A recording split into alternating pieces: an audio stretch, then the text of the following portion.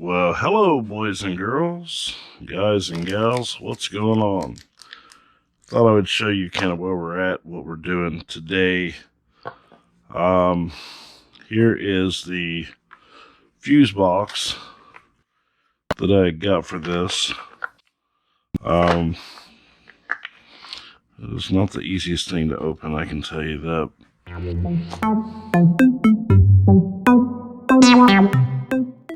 Fuse box that we'll be using. It's got a spot for relays, and they are included. The rubber seals that'll go in the back here to keep it all waterproof. That's included. I know we have more than 6 circuits. There's only 6 fuses there. And here is the fuse panel. So it has negative and positive bus bars on it. And that'll make it easier to connect grounds and positives to the fuses, right? What else have we got? We have got this. This is a riv nut tool. What it does is when we make the panel for this to sit on next to the battery tray, we use these riv nuts. So you drill a hole, and it basically works like a rivet, except it gives you a nut, right?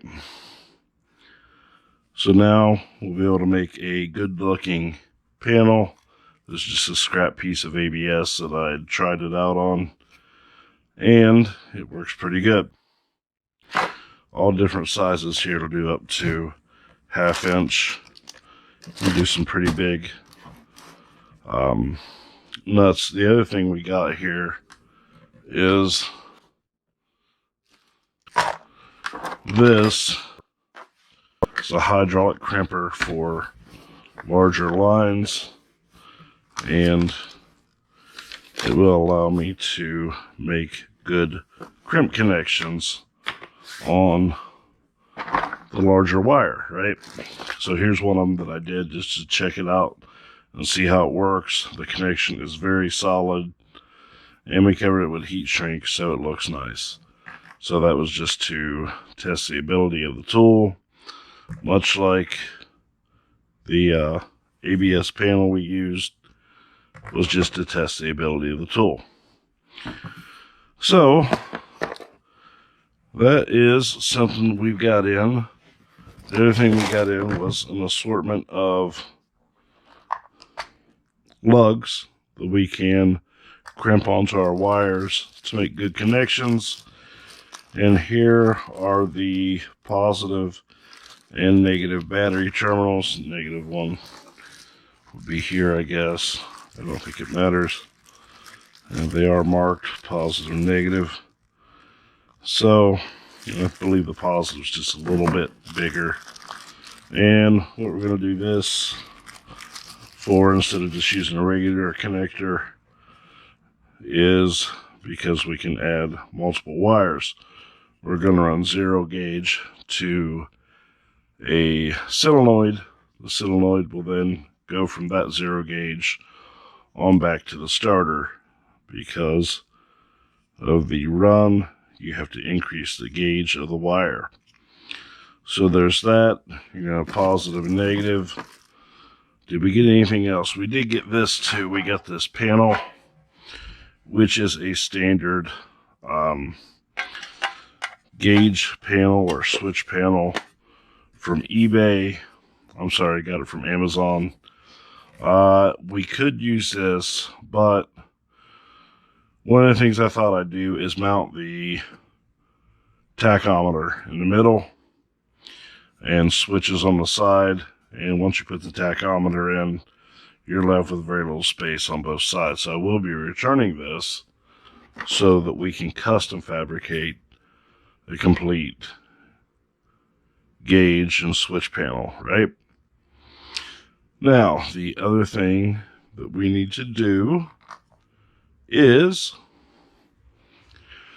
cut some wires. I got some lights here too, so it makes it easier to see this stuff for you guys when I'm out here at night.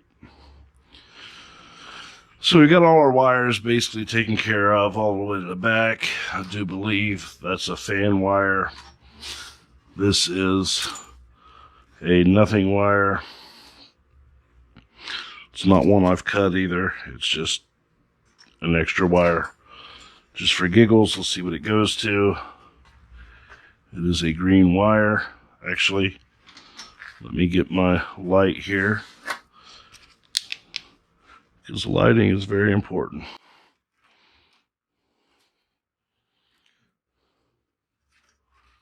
So if we see here, this wire comes over, comes in, and it goes to nothing there. It's not connected to anything. So we're going to take care of that. So what we're going to do is we're going to remove this entire gauge panel here. It's more of a switch panel actually, and we're going to make a new one, probably out of aluminum and acrylic. Maybe some ABS too, it just depends. So it's kind of where we're at. I don't really need to track down these wires anymore. When I got to a certain point and realized that a lot of the wires didn't go to anything, and some of the wires were kind of really messed up, I just kind of stopped all that. We'll reuse the switch. So we can cut these off here.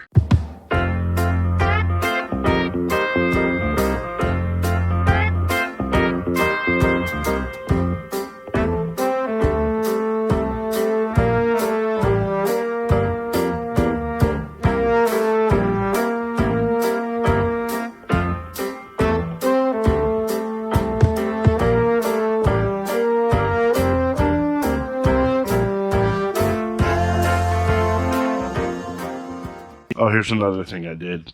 I have 3D printed these in ABS, and they will connect the wire looms to the frame. They just pop on and pop off, right? So you just snap it on and snap that in there. And I think it looks a lot better than a zip tie, holding it completely 100% against the frame. So that's something else we're working on. It takes about 3 to 4 hours to print 4 of them, and that's where we're going.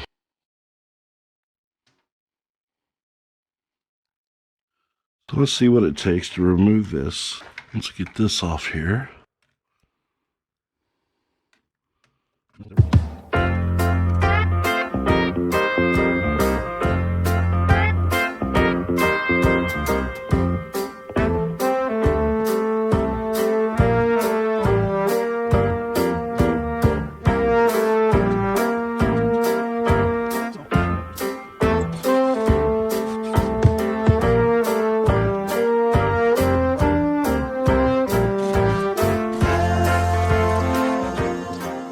And that's it. There's your gauge cluster, right?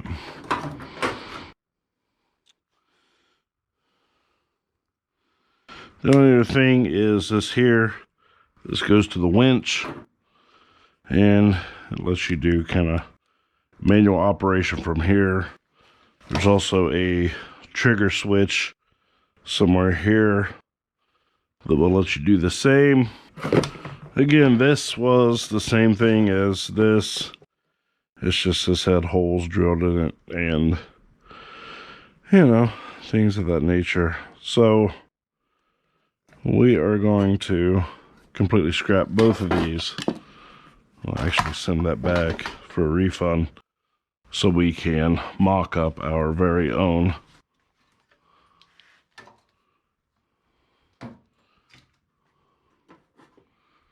And we won't have to deal with it. Right. So that'll be the next thing. The next thing you will see will be a video of me going through here. Let's see where this is. This one big positive wire. It is. Where would that positive wire be going? It's that big. I have no idea. We'll get rid of it. So the next thing I'll do is mock something up here in cardboard.